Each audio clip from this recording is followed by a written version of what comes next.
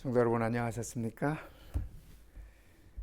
한 주일의 삶 속에서 우리 예수님을 뵙는 그러한 삶들이 되었기를 간절히 바랍니다. 오늘은 우리가 예수를 만난 사람들 그 7번째 시간으로 요한복음 8장에 있는 예수님을 만난 한 여인에 관해서 우리 함께 공부해 보도록 하겠습니다. 이 말틴 부버라는 분이 계십니다. 이분이 쓴 책 가운데 나와 너라는 책이 아주 유명한 책이 있습니다. 이분은 이 책 가운데서 이 대부분의 사람들은 이 나와 그것의 관계로 살아간다. 그러나 이 나와 그것의 관계는 거래 관계, 어떤 이해 관계가 있는 그런 관계고, 어떤 거래나 이해가 없으면 그것으로 끝나버리는 그런 관계다.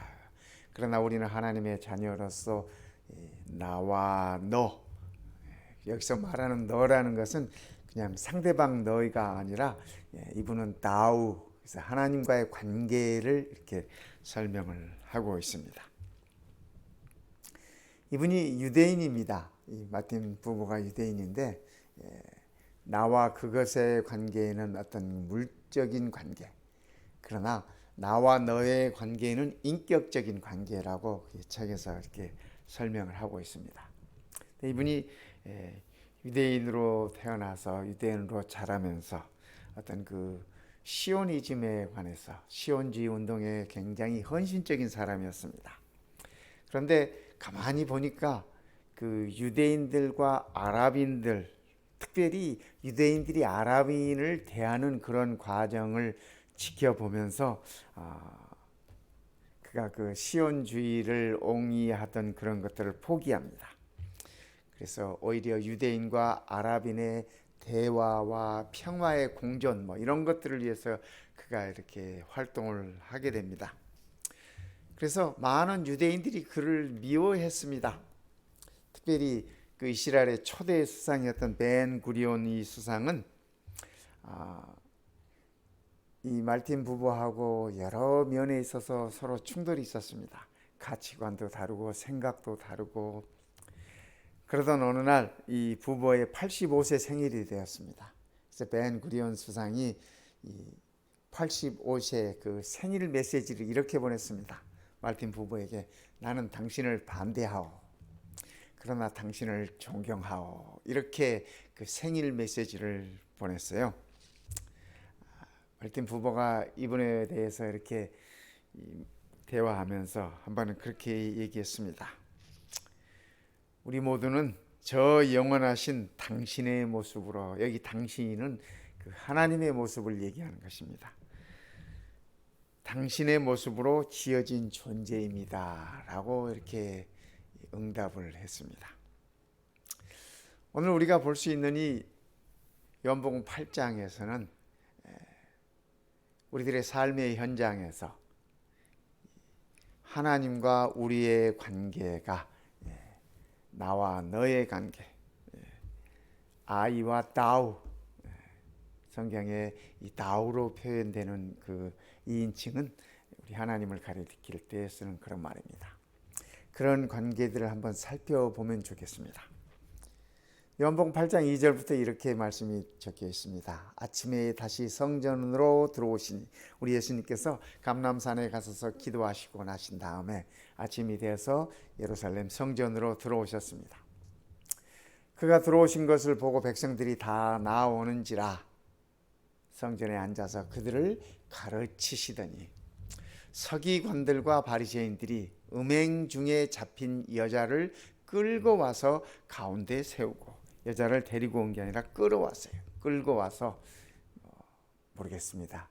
머리채를 잡고 끌고 왔는지 옷자락을 잡고 끌고 왔는지 모르지만, 그러나 이 표현으로 봐서 그냥 상당히 그 여인에게 어떤 그 인격적인 그런 대우가 아닌 그러한 모습으로 이렇게 데리고 온 것만은 틀림이 없습니다. 예수께 말하되 선생이여, 이 여자가 간음하다가 현장에서 잡혔나이다. 이 현행범 뭐라고 변명할 말도 없고 이렇게 뒤로 빠질 수도 없는 그런 상황입니다. 모세는 율법에 이러한 여자를 돌로 치라 명하였거니와 선생은 어떻게 말하시겠습니까? 이들은 예수님을 시험에 들게 하기 위해서, 궁지에 빠뜨리기 위해서 그들은 계략을 썼습니다. 그래서 예수님께 이렇게 질문을 던지는 것입니다. 그들이 이렇게 말하면 고발할 조건을 얻고자 하여 예수를 시험함이로라. 예수께서 몸을 굽히사 손가락으로 땅에 쓰시니, 예수님께서 뭐라고 쓰셨을까요? 성경에는 예수님께서 뭐라고 쓰셨다는 말씀이 없어요. 그냥 땅에 무언가 쓰셨어요. 그들이 묻기를 맞이 아니하는지라. 이에 일어나 이르시되 너희 중에 죄 없는 자가 먼저 돌로 치라 하시고 다시 몸을 굽혀 손가락으로 땅에 쓰시니, 그들이 이 말씀을 듣고 양심의 가책을 느껴 어른으로 시작하여 젊은이까지 하나씩 하나씩 나가고 현장에서 사라지고 오직 예수와 그 가운데 섰는 여자만 남았더라. 예수께서 일어나 여자에게 아무도 없는 것을 보시고 이르시되 여자여, 너를 고발하던 그들이 어디 있느냐? 너를 정죄한 자가 없느냐? 대답하되 주여 없나이다. 예수께서 이르시되 나도 너를 정죄하지 아니하노니 가서 다시는 죄를 범하지 말라 하시니라. 8장 2절부터 11절까지 우리가 한번 천천히 읽어보았습니다. 이 상황이, 그러니까 그림이 그려지지 않습니까? 어떤 상황이었는지. 우리가 읽었던 이 본문에서 얻을 수 있는 교훈은, 첫째, 사람은 모두 죄인이다 하는 사실입니다. 사람은 모두 죄인이다. 예수님께서 말씀하셨어요. 너희 중에 죄 없는 자가 먼저 돌로 치라. 그러니까 그 현장에 있었던 모든 사람들은 다 죄인이라는 말씀입니다. 그렇죠? 그렇기 때문에 나이 많은 사람부터 젊은이에 이르기까지 다 그 현장을 떠났습니다. 사실은 이 바리새인들과 이 사두개인들이 예수님을 시험에 들고자 했던 것들은 율법을 가지고 예수님께 도전했습니다. 가늠한 현장에서 붙잡힌 여인을 끌고 와서 예수님께 질문을 던지는 것입니다. 모세는 율법서에 이런 여자를 돌로 치라 했는데 선생님은 어떻게 하시겠습니까? 질문을 던졌어요. 참, 이 예수님의 대답이 돌로 치지 말아라 하면 모세 율법을 어기는 것이고, 또 돌로 치라 하면 예수님께서 그동안 가르쳐 오신 사랑을 부인하는 것이 됩니다. 뿐만 아니라 이 돌로 친다, 이 사람의 생명을 빼앗는다 하는 것은 유대인들은 할 수 없습니다. 그 당시 이 법으로 말입니다. 그래서 이 사형을 이렇게 시키거나 사형을 집행하는 것은 로마인들만이 할 수 있었습니다. 그래서 제사장들이나 바리새인들이 예수님을 빌라도 앞으로 데리고 갔던 이유도 그렇습니다. 유대인들은 사형을 이렇게 집행할 수도 없고 또 사형을 언도할 수도 없습니다. 그래서 그들이 예수님을 빌라도 앞으로, 로마인 앞으로 데리고 간 것입니다. 그래서 예수님을 이렇게 궁지에 몰아넣기 위해서 그들이 이 여인을 데리고 갔어요. 우리 예수님께서, 제가 이 그림을 보니까 이런 그림이 있더라고요. 우리 예수님이 우리 조선 사람은 아니니까, 한국 사람은 아니니까, 그러나 이 화가는 이렇게 한번 표현을 해보고 싶었던 모양입니다. 선지자는 이렇게 적고 있습니다. 이 시대의 소망이에요. 그들의 시선이 예수님의 시선을 따라 땅바닥으로 쏠렸을 때 그들의 안색은 변하였다. 예수님께서 땅바닥에다가 무언가를 쓰셨어요. 그분의 손가락으로 무언가를 쓰셨어요. 뭐라고 썼는지는 우리가 알 수 없어요. 선지자도 뭐라고 썼는지는 표현을 안 하고 계시더라고요. 그런데 한 가지 분명한 사실은 그들이 안색이 변화했다고 하는 사실입니다. 그들의 안색이 변했어요. 그들 앞에 쓰여 있는 것은 저들의 생애의 죄의 비밀들이었다. 이 사람들이, 그죠? 저마다 다 자기만이 안고 있는 그 비밀의 죄들이 있어요. 비밀의 죄들이 있어. 그죠? 우리가 하나님 앞에 다 내놓고 자복하고 회개하지만, 그죠? 회개하지만은, 그러나 이렇게 드러내놓을 수 없는 그런 이 부끄러운 모습들이 누구나 다 있어요. 누구나 다 있어요. 누구나 다 있어요. 그래서 사람들은 모두가 다 죄인이다 하는 사실을 예수님은 지금 일러주고 계시는 것입니다.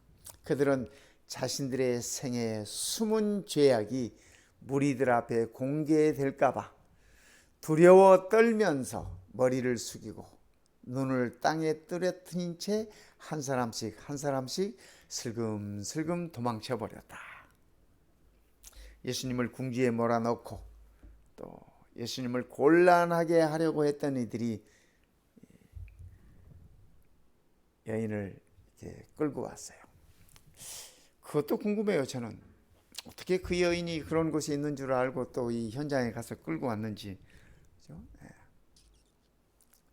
그러나 예수님께서 현장에서 끌려온 이 여인 앞에서 이 여인을 돌로 쳐야 되는지 말아야 되는지 궁지에 넣기 위해서 질문을 던지는 이들을 향해서 예수님께서는 땅바닥에 아무 말씀 없이 쓰시고 무언가를 쓰시고 일어나셔서 하시는 말씀이,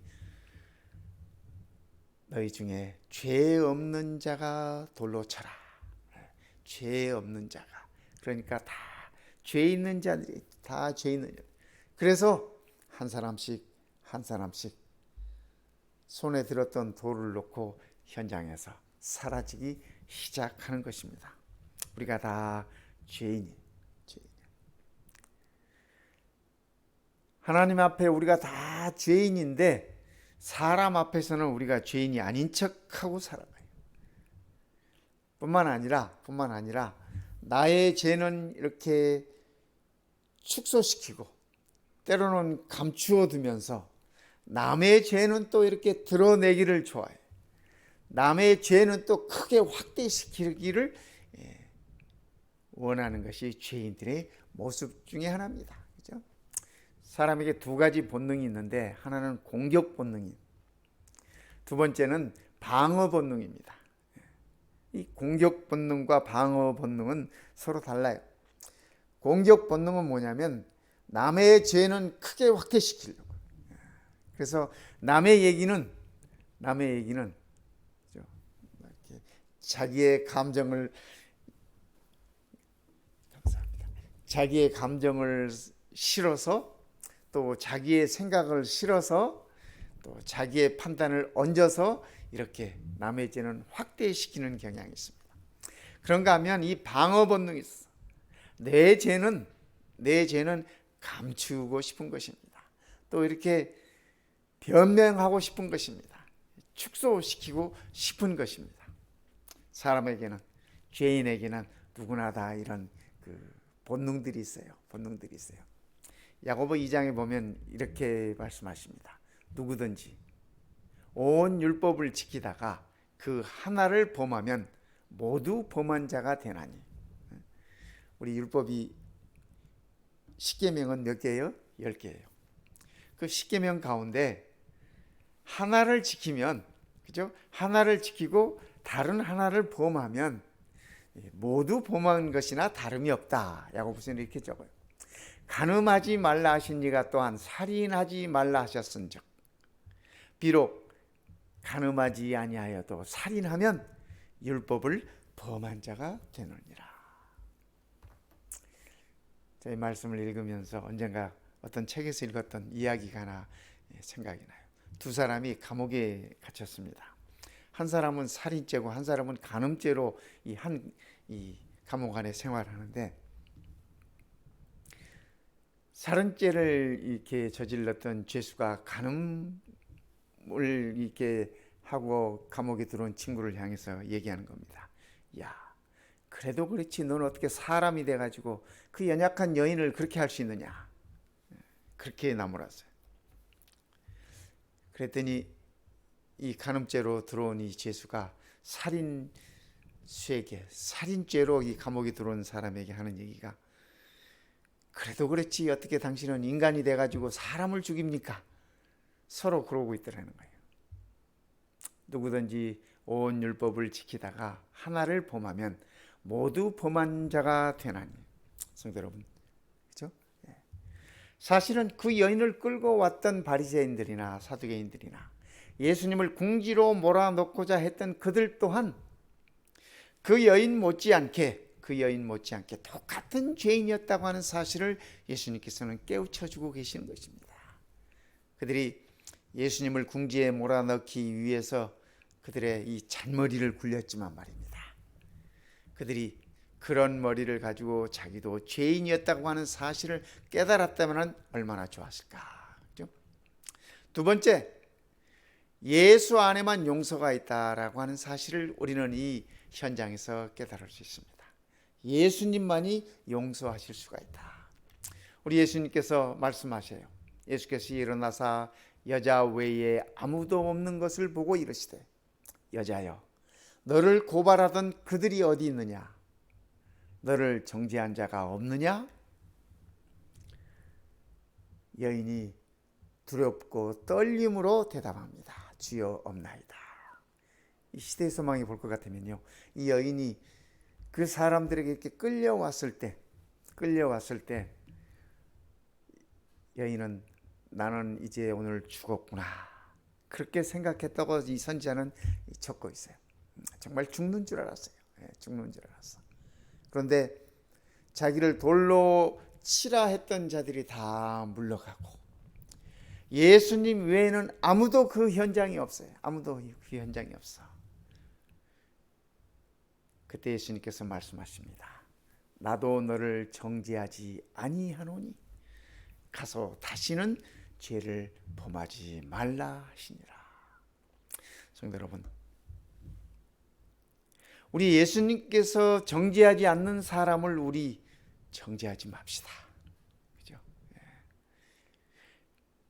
예수님은 용서하셨다는데, 예수님은 용서하신다는데 우리는 용서를 하지 않고 있는 경우들이 얼마나 많은지 몰라요.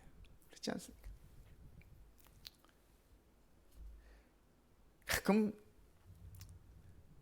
사람들의 대화 중에서나 아니면 사람들의 이렇게 그 얘기 중에 들어보면 어떤 사람은 어쩌고 얘기를 하는데 가만히 들어보면 10년 전, 20년 전 얘기를 하고 있어요. 뭐 학창 시절에 뭐 잘못했던 뭐 어떤 것들, 그죠? 다 세월도 지나고 그들은 이미 다 회개하고 아마 그 죄 잊어버렸을지도 몰라요. 하나님도 잊어버렸을지 몰라요. 그런데 그분들은 기억하고 있어요. 우리가 이런 잘못을 범하지 마십시다. 예수님께서 말씀하셔요. 나도 너를 정죄하지 아니한다. 예수님께서 내게 향하여 하시는 말씀이 나를 정죄하지 않는다는 말씀입니다. 성도 여러분, 예수님께서 우리를 정죄하지 아니하시는데 우리는 누구를 정죄할 수 있겠습니까? 그렇죠. 가서 다시는 죄를 범하지 말라 하시니라. 말씀이 육신이 되어 우리 가운데 거하심에 우리가 그의 영광을 보니 아버지의 독생자의 영광이요 은혜와 진리가 충만하더라. 하나님의 아들이 이 땅에 오셔서 인간이 되셨어요. 말씀이 육신이 되셨다고 하는 이 말씀은 하나님의 아들이 사람이 되었다고 하는 말씀입니다. 그래서 우리 가운데 거하시는 이유가 그렇죠? 우리에게 은혜와 진리가 충만하도록 하기 위한 것이었습니다. 여기서 말하는 그 은혜는, 우리가 하나님의 영광을 볼 수 있는 그 은혜는 우리가 죄사함 받을 수 있는 은혜인 것입니다. 죄를 용서함 받는 은혜인 것입니다. 그러기에 우리 안에 진리가 충만할 수 있는 것입니다. 성도 여러분, 우리 하나님께서 성육신하여 인간이 되셨음을 인하여 우리가 감사하면 좋겠습니다.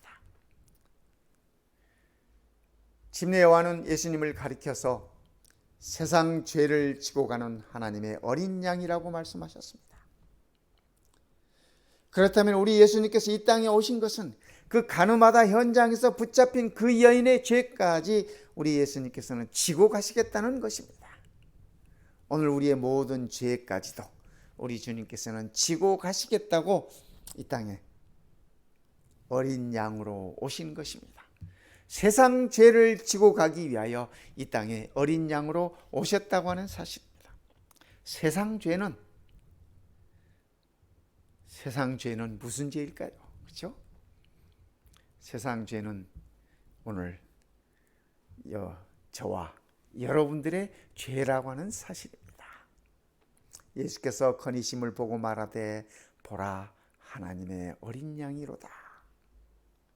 보라 하나님의 어린 양이로다. 우리 예수님께서 이 땅에 오신 것은 우리의 모든 죄를 대신하여 지시기 위한 죽임을 당할 어린 양으로 이 땅에 오신 것입니다. 우리는 그 사실을 인하여 감사할 수 있는 것입니다. 가늠하던 현장에서 붙잡혀온 그 여인만이 아니라, 그죠? 평생을 죄에 물들어 살아온 우리 모두가 우리의 죄를 예수님의 은혜 속에서 용서받았다고 하는 사실을 우리가 기억하면 참으로 좋겠습니다. 그래서 우리가 그 누구도 정죄하지 않았으면 좋겠습니다. 하나님께서 구하시는 제사는 상한 심령이라. 우리 함께 다 같이 읽어볼까요? 함께 이 말씀 읽어보십시다. 시작.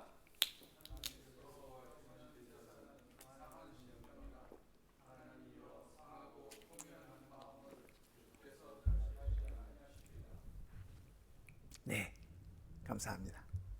하나님께서 구하시는 제사는 상한 심령이라. 여기 상한 심령이라고 하는 것은 죄에 상처받고 그 죄 때문에 회개하는 심령으로 나오는 심령들을 가리키는 말씀입니다. 여러분, 이 요한복음 8장에서 이 여인이 예수님께 죄를 용서해 달라고 얘기했어요, 안 했어요? 아무 말 안 했어요. 말을 할 수도 없었어요. 그렇죠? 그저 나는 죽었구나 생각하고 자신의 죄 때문에, 자신의 잘못 때문에 나는 죽었구나 하고 예수님 앞에 끌려왔어요. 그 여인을 우리 주님께서는 바라보시면서 내가 너를 정죄하지 아니한다, 그렇게 말씀하셨어요. 여러분, 이 여인에게 예수님의 그 한마디는 복음이었습니다. 이 여인에게 예수님의 그 한마디는 천지가 개벽하는 것이었습니다. 그가 다시 삶을 시작하는 순간이었습니다. 하나님이여, 상하고 통회하는 마음을 주께서 멸시하지 아니하시리라. 이 여인이 끌려오면서 얼마나 그의 마음 속에 통회하는 마음이 있었겠습니까? 그렇죠? 우리 주님께서 그 마음을 멸시하지 아니하셨습니다. 오늘 우리도 똑같은 이런 마음 아니겠습니까? 똑같은 이런 간절함이 우리에게 있어야 되지 않겠습니까? 그러므로 이제 그리스도 예수 안에 있는 자에게는 결코 정죄함이 없나니.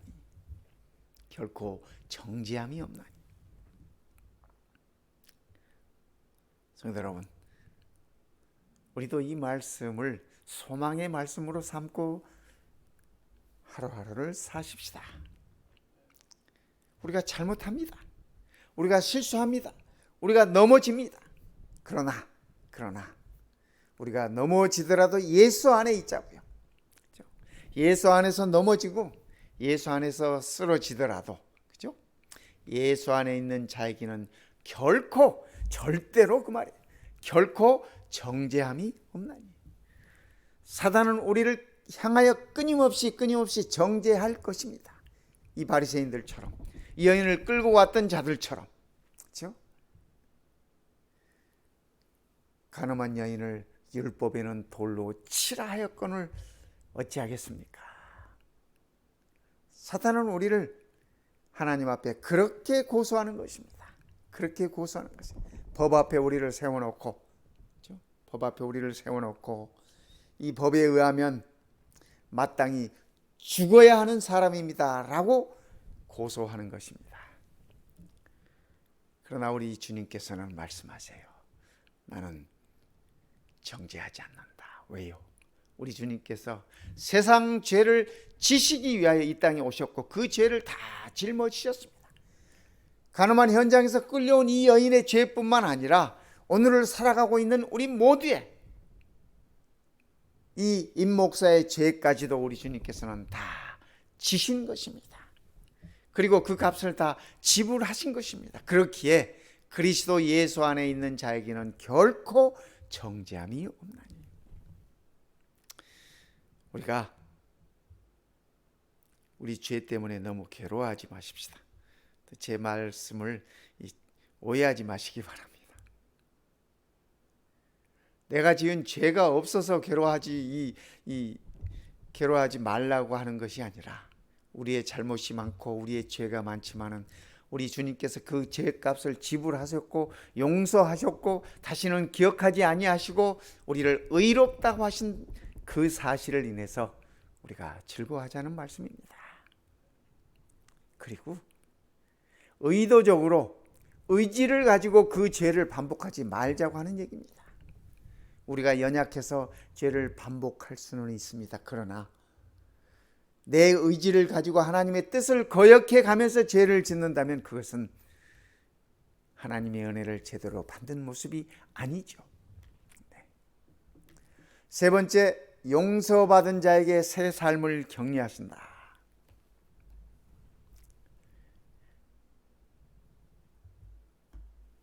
이 구원에 있어서 내가 구원받는 것은 참으로 소극적인 하나님의 은혜입니다. 소극적 은총이에요. 구원받은 사람은 새로운 삶을 시작해야 되는 것입니다. 이게 적극적인 은혜, 적극적인 은총이에요. 도둑놈이 도적질을 하다가 용서를 받았어요. 그러면 예수님의 말씀에 의할 것 같으면 가서 다시는 그 똑같은 도적질을 하지 말라는 얘기. 변화된 삶을 살아야 한다는 얘기입니다.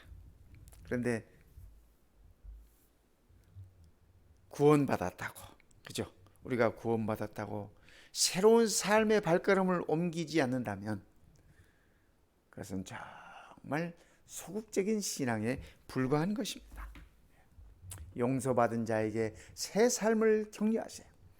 여인아, 가서 다시는 죄를 범하지 말아라. 예수님의 간절한 부탁이셨습니다. 그 여인이 그렇게 살았을까요? 그렇죠? 나도 너를 정죄하지 아니하노니 가서 다시는 죄를 범하지 말라 하시니라. 성도 여러분, 이 말씀은 이 여인에게만 주시는 말씀이 아닙니다.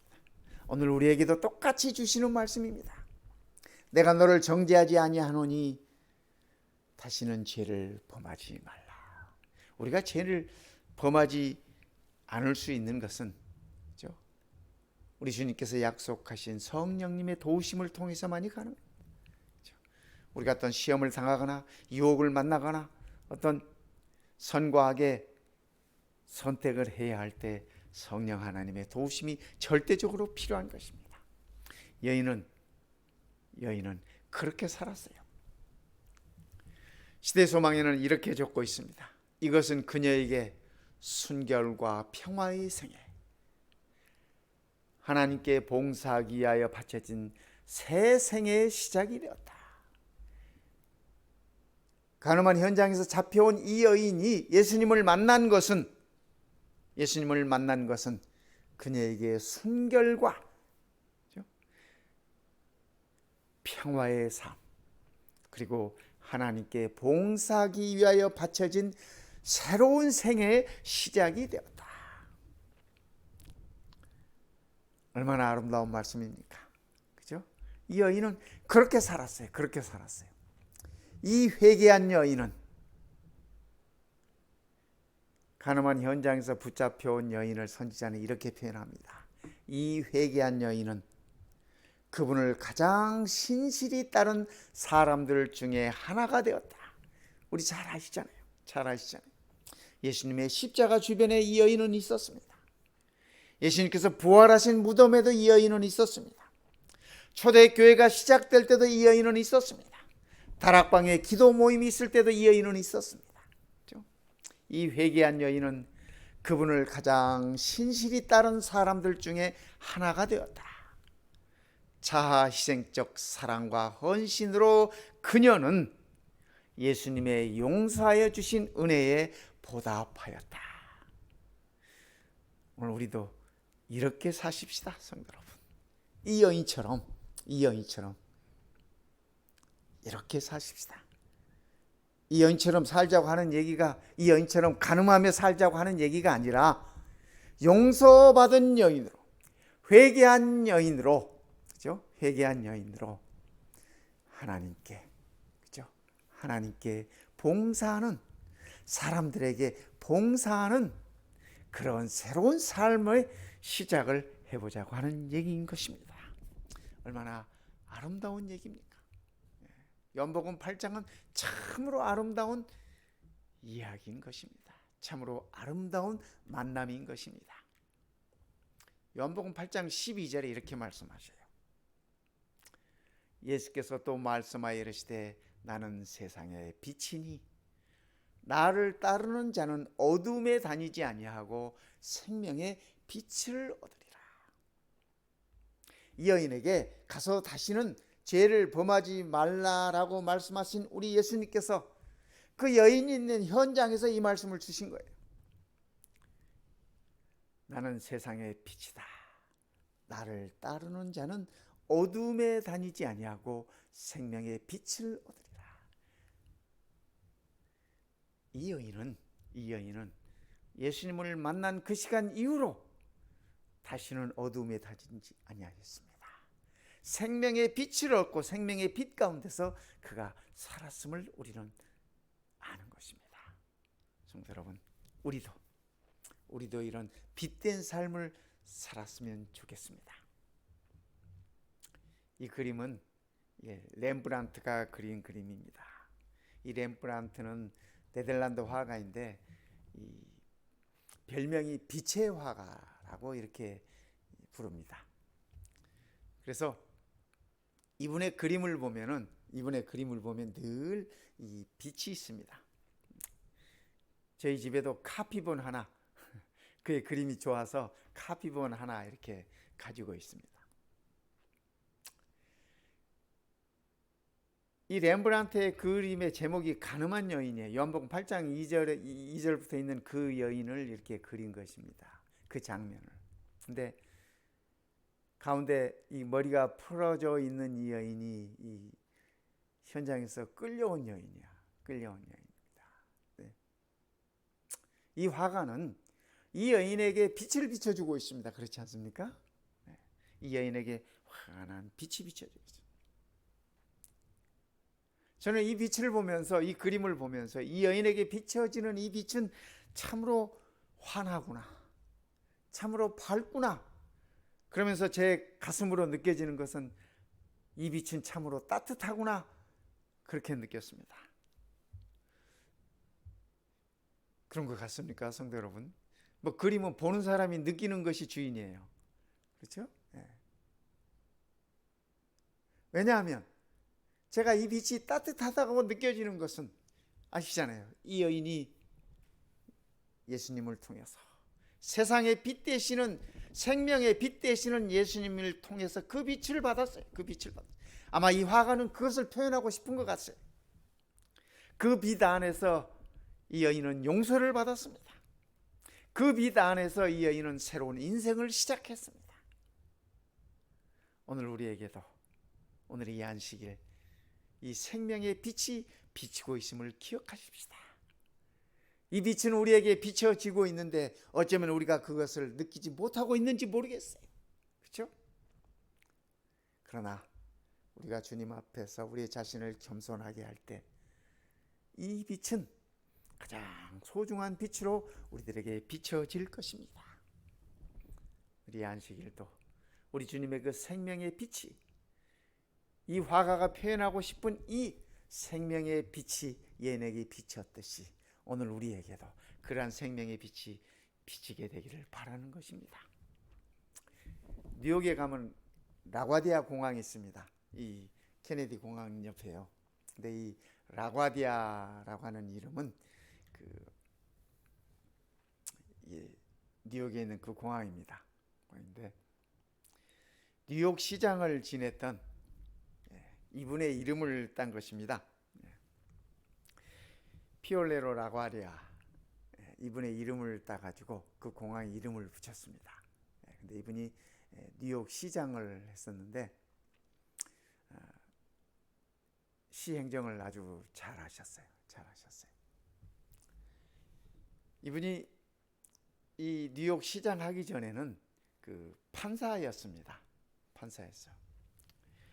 1935년에 이 미국 전체 이 대공황이 와가지고 다들 어렵게 살 때였습니다. 그런데 재판정에 그 콜트에 한 할머니가 이렇게 직결 재판을 받기 위해서 이렇게 끌려왔습니다. 근데 그 할머니의 제목이 뭐였냐면은 빵을 훔쳤어요. 그래서 이 판사가 이 할머니를 끌고 온 경찰에게